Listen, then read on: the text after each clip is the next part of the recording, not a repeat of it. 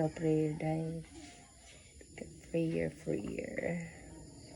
In the Father, the Son.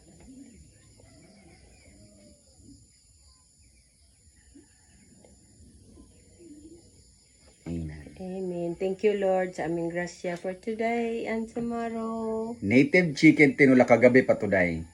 Kagabi pa to. Tapos, kumain kami kagabi na hindi kami nagsabay ni Inday Ngabel kasi nauna akong kumain kasi gutom na ako.